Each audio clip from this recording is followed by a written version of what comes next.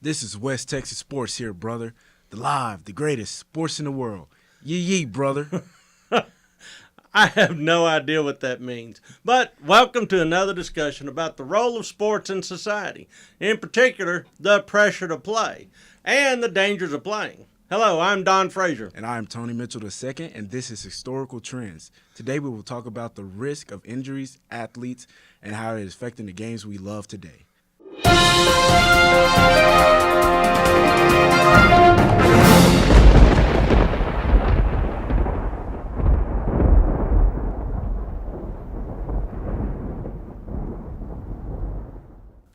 Injuries. Do we really understand that we are at risk? Are we at some threshold in America where players are becoming weaker? Can some of the more violent sports be played safely? Your kids sit and watch these collisions on television and enjoy the game and laugh at injuries, calling the players floppers or fakers. So, Tony, do you think kids today watch their favorite pro players and fully understand the risk that they're putting themselves through? Well, I'm not sure they do. What is surprising, I think parents truly hide the risk for kids, in my opinion.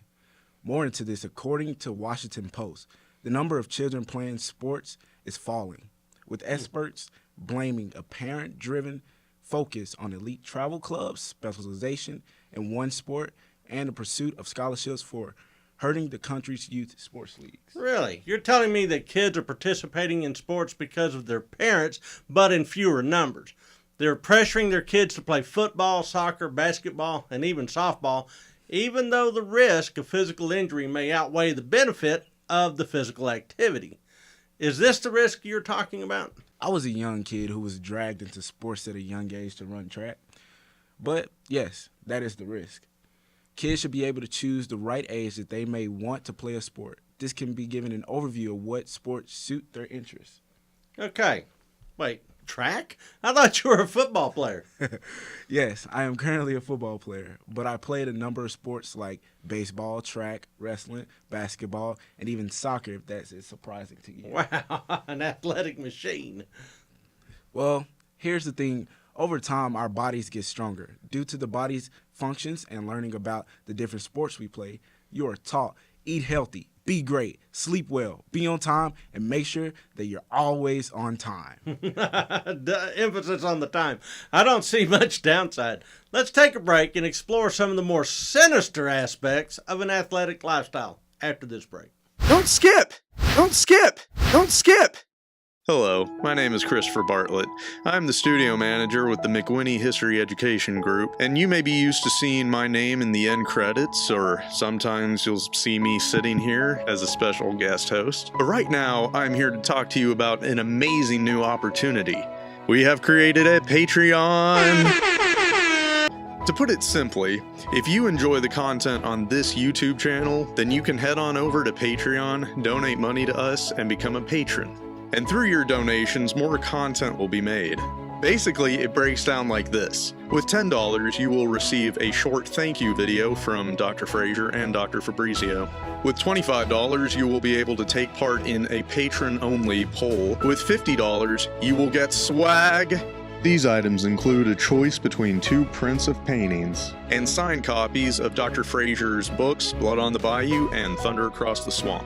With $75, you will receive exclusive videos that will not be available anywhere else, not on YouTube and not on SoundCloud. These videos will be just for you, the patrons. With $100, your name will appear in the credits. See that right there?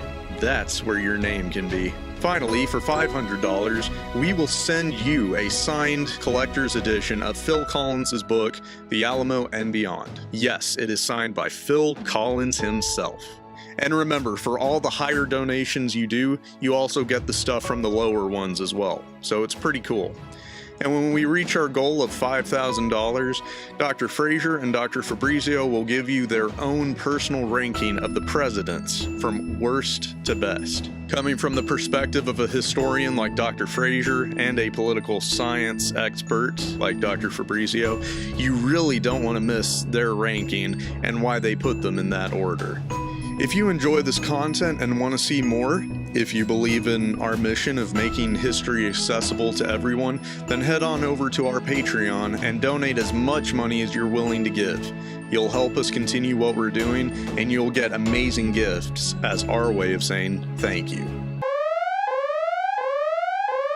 Now we return to your regularly scheduled programming.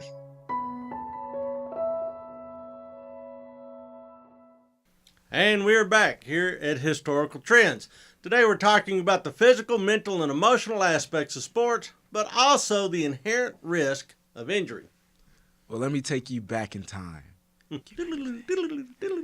Did you know that the first recorded sports injury dates back to 1000 BC? I'm not surprised. How are they getting hurt back then? Well, everybody likes kung fu fighting. Everybody is kung fu fighting. Kung fu dates back well beyond when the founder of Kung Fu, Indian monk Bodhi Dharma, came to China. According to the Quora.com, the Chinese had a military that dated back to 477 BC under monk Botu. This brought the Chinese book of Kung Fu included martial arts that were as dangerous as you may think, a precursor to today's mixed martial arts. These were some pretty angry and powerful people, if I do say so myself. Back in those times, Kung Fu was the sport to be able to move up and be respected in their culture. It was also about fighting battles back then. But the origins of most sports have to do with warrior competitions. Certainly this would lead to injuries. True, it did. Ever since then, athletes have racked up an impressive array of injuries. Many like football being called the gridiron for its tough physicality. I imagine they fall into several common categories, these sports injuries. Well, as a sports player, the things that they have gone through are critical injuries like ACL tears, concussions, and other really bad injuries that can be really life-threatening. Yikes. Give me an example. Well, have you seen the movie Concussion? Will Smith plays a famous African doctor investigating the long-term effects of concussions. Well, in the movie, his character role is to find what is currently going wrong in the heads of former NFL stars. As a doctor, he really feared that football would lead to a large scale of suicide and many other disabilities like trouble sleeping, self-harm, forms of PTSD. Relatable to the movie, I fractured my spine trying to go to state and wrestling back in 2017. Yikes. I had to be carried off the mat and straight to the doctor. I feared that I would never play sports ever again or even walk normally. It sent me into a great depression where I had to battle myself mentally and physically up to par for college sports. Yikes. So you had to really come back physically and mentally. That's tough. So are you advocating the idea that kids should know more about the dangers that come with our love of sports? Even with your injuries, you're here playing football, the most physical of all sports, at McMurray. You will need to take us on your athletic journey after this break. When you support McWhinney History Education Group, you also support the many young workers who operate and maintain the company's digital operations. These are dedicated university students who handle many things such as filming, recording, and editing content for McWhinney, as well as cultivate the layout and structure of McWhinney's various websites, including its associated channel on YouTube. We are a nonprofit organization that exists from donations from interested persons and history enthusiasts alike. Donations enable our students to obtain a higher education, job training, and career bolstering skills. If you would like to donate, please visit us at www.mcwhinney.org and click on our About Us tab to learn more. Okay, but seriously, the biggest fear of any athlete is a career-ending injury. So with all the risk, why do so many people still participate in sports? Well, there is a speculation that every kid will one day make it on television to play for mama. Making their mama proud. Yes, but in real life, there are millions of kids fighting for the same spot that are coming from rougher patches of the green. It's mentally tough because kids are growing up having to be told that football is their only way out of the ghetto or hood. Participation has been on a downfall, says ABC News and Washington Post. Recent research suggests that many as 4 in 10 emergency room visits for children between 5 and 14 years old are sports-related injuries, meaning that parents have took notice to the dangers that are coming abruptly for all sports. Wow, that's a lot of kids coming through the ER. Tony, you just made a rough patch of the green reference. You a golf player too? Yes, sir. All right, so participating in sports then is really about social pressure and the dream of escaping circumstances through athletics. Explain how your mental state, your psychological approach can set you up for life. See, kids nowadays are playing sports year round, meaning that they're always traveling to someone else's gym to be recognized and recruited to move to the next level. More to the point, kids who have this known swagger coming out of high school as a top prospect are pushing a dream of making it to the big screens. They work harder, become strong, and put some meat on their bones just to catch the eye of college coaches. Most of these kids have a tough background, which makes them determined to have a different mindset besides what others tell them. This is why the one who works the hardest should go farther in life off the field. Okay. The injuries, one blown knee, one torn shoulder, and one too many pops to the head could bring this dream crashing down. What is the emotional toll, and how does this affect all these players? Well, yes, sir. It comes with territory. If you participate in athletics, you will get injured. Chances are you will go through many injuries in your sports career. Yikes. We are used to seeing professionals torn up. For example, here's a clip of Ryan Shazier, linebacker for the Pittsburgh Steelers, delivering a blow in a game versus the Bengals in 2017. Nobody has seen his legs move at all since the hit. He immediately grabbed for his middle of his back, was able to roll over onto his back, but his legs really have not moved. See, Ryan Shazier will not play football in 2018. And though he has said that his goal is to return back to the football field, I find that not possible. He may never be able to play again because he suffered a spinal injury that will more than likely shock some parents to keep their kids off the field. His teammates have sent many condolences as tears fell to the ground that night. He goes on to say, "My dream is to come back and play football again. I'm working my tail off every single day. Have in the back of my mindset every single time I go to rehab." Okay, so he's going to rehab to bring it back, all right? This shows that his emotional standpoint is strong, but he is also making it less a factor by having a stronger mental mindset to do and get better. This is a lot of tough slugging in sports today, and I pray to God watches over all sports players, whether you are young or old. Yeah, I mean, there's so many things can go wrong. All right, we're going to take some questions, and we're going to kind of flesh this out after this break.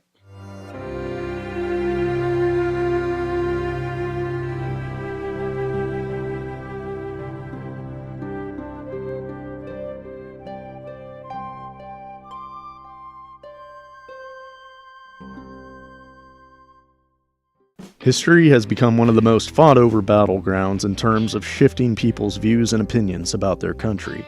In response to this, we have decided to launch a website called Go To History that will become your home for clear-eyed history content. Our objective is to put history out there, free of agendas, and allow you, the viewers, to decide what you believe and decide how to interpret this information. With experienced professors such as Dr. Don Frazier and Dr. Stephen Hardin teaching courses and creating agenda-free content for students and just plain history enthusiasts, the content of Go To History is vastly informative and unbiased. History people, it's Phil Collins here. I am just giving a shout out to a couple of guys that you're going to be hearing from. And they're good friends of mine, but they're also incredibly knowledgeable historians. Dr. Donald Frazier and Dr. Stephen Hardin. Both great friends of mine, both helped me out with my book on the Alamo. And two guys, if you don't know much about history, these are the first two guys you should go to. Okay, what they don't know isn't worth knowing. Don Frazier, Steve Hardin, I hope you enjoy their presentations. My name is Evan Williams, a history major at McMurray University, and I love the layout of the Go To website. I mean, it is singularly built from the ground up with user convenience in mind. Every study available is within a single Courses tab, with each lesson having a single page for each of its individual videos, text, visuals, and quizzes, all at easy grasp. This is most definitely History Made Simple. Please log on to www.gotohistory.com.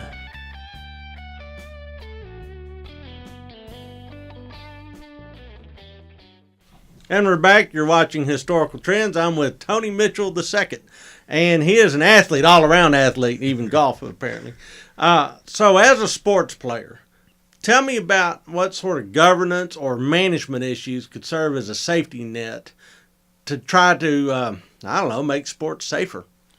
Well, over time, they have been making a lot of changes to most sports. Okay. Meaning, let's take basketball, for instance. Sure. They're changing floors around, actually putting a lot of matting up under the floors. Underneath the wood? Underneath the wood. So when you hit the ground, you bounce. You bounce right back up. For football, as an instance, they're actually going to take off kickoff. Kickoff has shown a lot of blown hits. Really? Yes. They're going to quit doing kickoffs? They're going to quit. They just start the ball on the 20 and call it good? Well, for the college, it's going to be the 25. For the NFL, it might just be the 25 too. Really? Yes, sir. So no more spectacular kickoff run backs or anything? No, sir.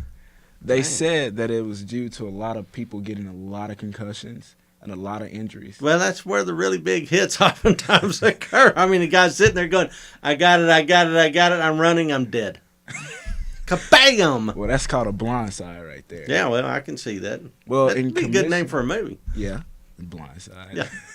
See what I did there? Well, in commission for the NFL, they are actually making a lot of changes. Doctors are doing a lot of research, just knowing like the movie Concussion. Yeah. They're doing a lot of research to make sure that all players are safe and they can have a longevity for all kids who are watching the game today. You know, it'd be cool if they put them all in those big inflatable sumo suits and just let them the Battle of the Weebles. All right, this next question. Do you think kids, you've got experience growing up, do you think kids should have an active role in choosing the sports they participate in? Should they have the right to kind of resist being put through the sports factory? Well, I feel as a kid when I was growing up, my dad kind of just drugged me into it. Really? Because you really wanted to be an artist, I understand. I actually wanted to be an artist. I actually love poetry. That is one of my best cues. Really? But my dad actually took me in a different role. You're a warrior poet.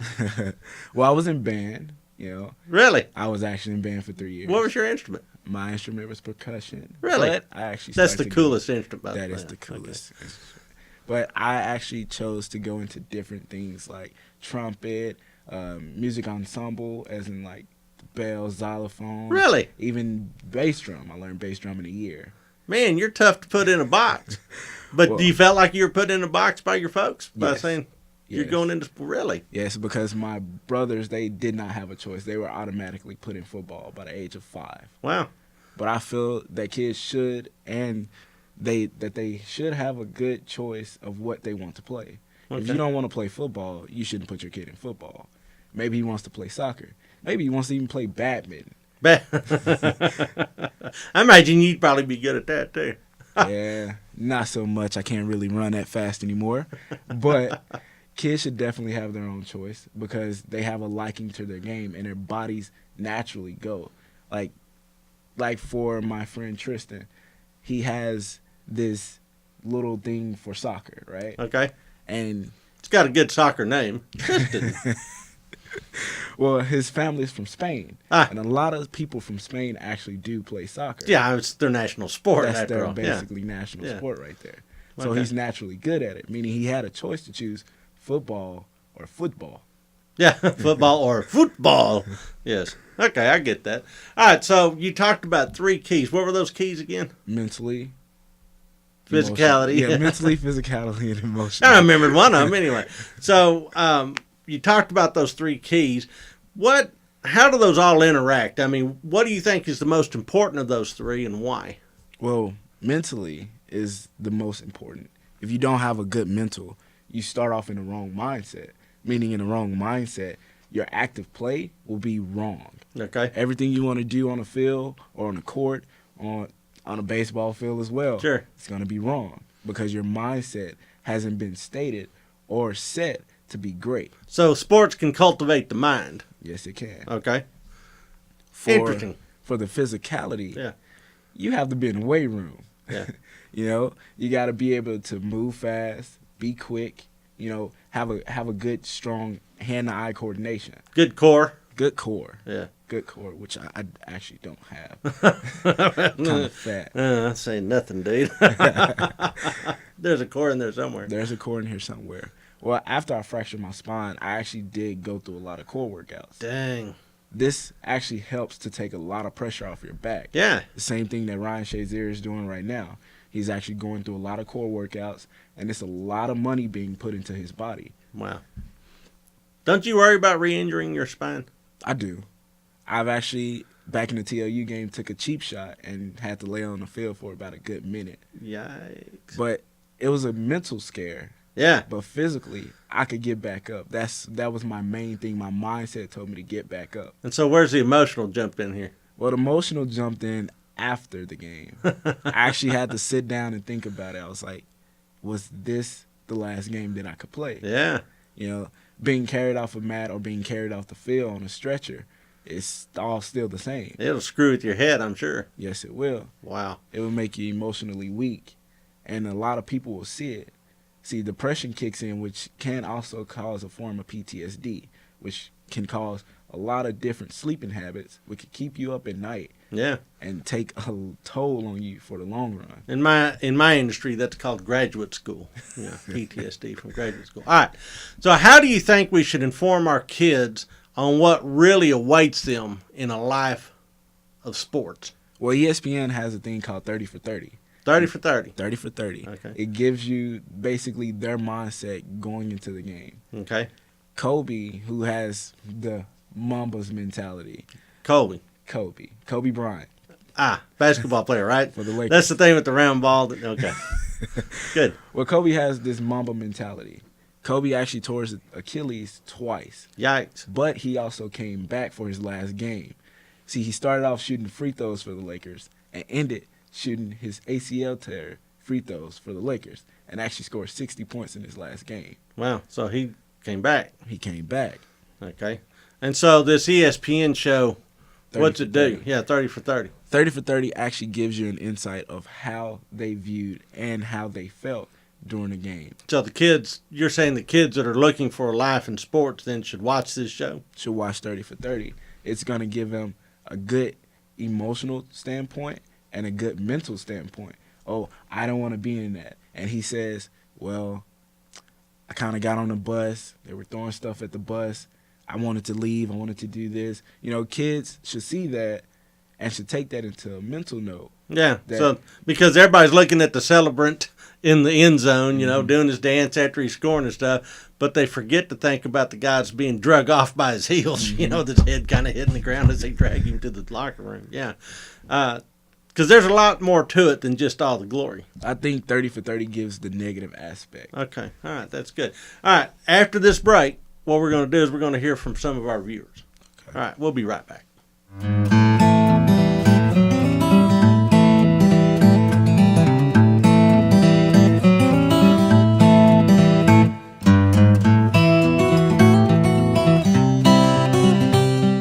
And good day, everybody. Welcome to The Professors from McMurray University in Abilene, Texas. I'm Paul Fabrizio. I'm Don Frazier, and our special guest is my colleague and longtime friend, Gary Shanafelt. And I'm Scott, the engineer. My older brother, Tim Frazier. John Samudio to my left, and we're joined in the studio today by Rob Frazier, an expert on cybersecurity. My mom was pregnant a lot. Yeah, a lot. Dad was a checker player. She moved, he'd jump her. Anyway.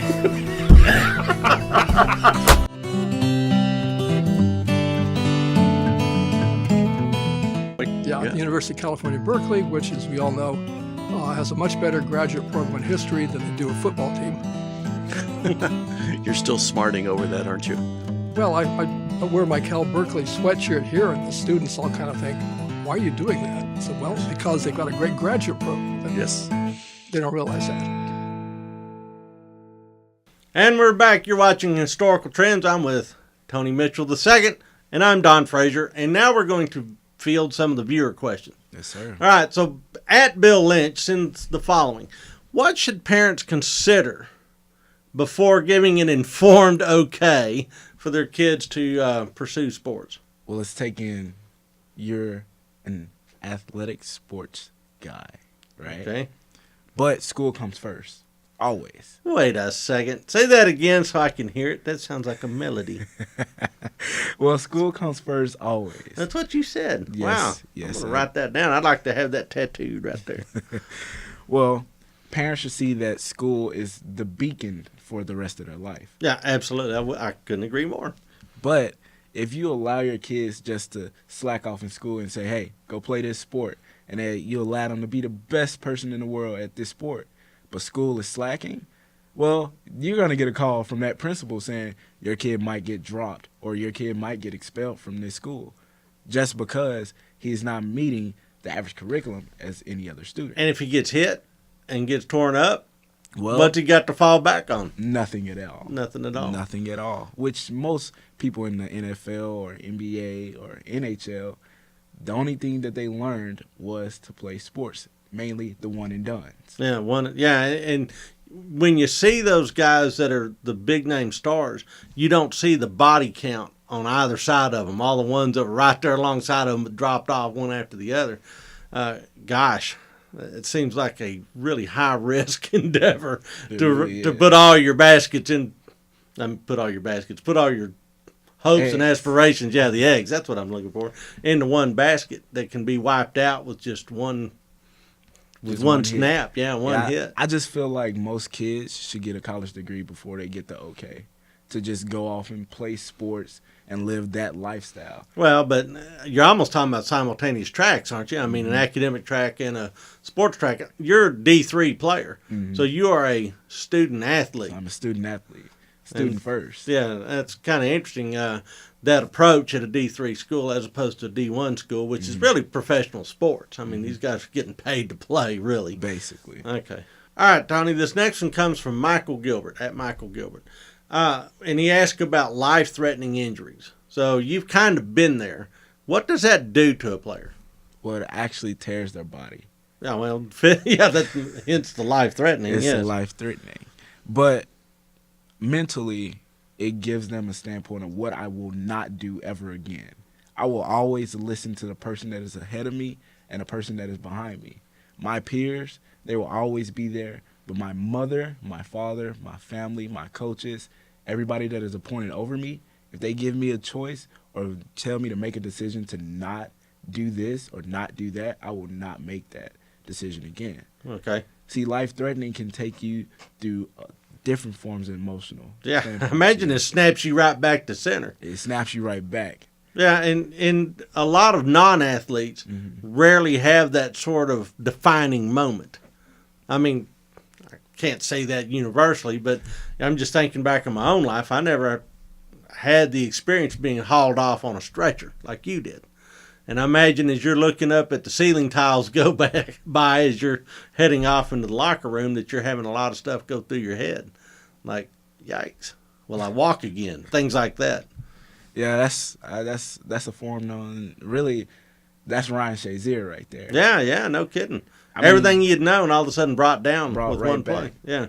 I mean, you can stand there and you can be carted off the field and put your thumb up in the air like you're good, but everybody knows, yeah, this guy's never going to come back again. Yeah, his life is fundamentally different. Hope the money suits him well.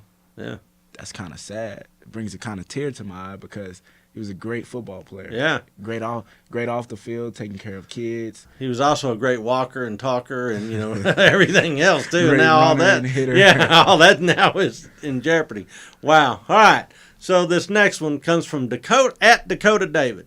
Should the parents or the coaches see to proper nutrition? What's the role of nutrition in all this? Well, the role of nutrition actually generates a good thing for our body. It keeps us muscled, toned, and a lot of good, just keeps that core involved in your life. Yeah, that core. Back to that core thing Back again. to that core.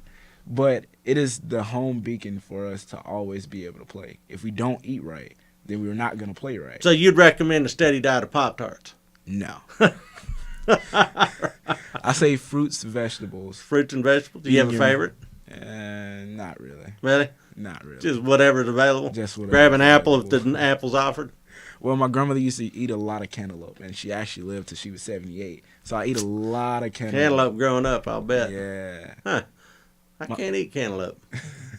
I mean, I just don't digest it well. Yeah. I get to enjoy it all day long if I have cantaloupe. Oh, it's great. It's great. Sorry. So, fruits and vegetables, what about protein? You know, you see people putting protein powder into shakes, and you see all sorts of... Well, when I got here to McMurray, they told us, here's your chart. Here's everything you may need and everything you may want. Okay. But here's everything you don't need and everything you don't want. Really? What's on the don't list? Basically, it's a lot of caffeine. Really? Yeah, anything that has that triple X, triple X marks the spot here, don't get it. Really? See, like whey protein, it's good, but it has a lot of caffeine. No kidding. And the trainers don't want you to actually have it, which is pretty sad because you want to get bigger. But I say Gatorade, their protein bars, protein shakes, I feel like they're the best thing outside of like your regular store brand like CVS proteins, you know. But what about something like a ribeye steak? Isn't there a lot of protein in that? Well, there is, but who's going to sit there and eat that for a long time, every day? No. But I want my ribeye, Tony. Well, that is good because meat and potatoes is what they call that. Yeah. Good protein right there. So you think meat and potatoes is a pretty good diet for a football player? Well, I think coaches actually hold the best nutrition, which we have a coach here named Coach O, who actually keeps us aboard on protein, aboard on actually working out. So he's got the whole. He has the whole. The whole formula. Yes. All right, to turn you into the beast. Awesome. All right, that is actually all the viewer questions we have. I appreciate your time, and this has been an interesting segment. So, for Historical Trends, I'm Don Frazier. And I'm Toney Mitchell II. The second. Thanks for watching.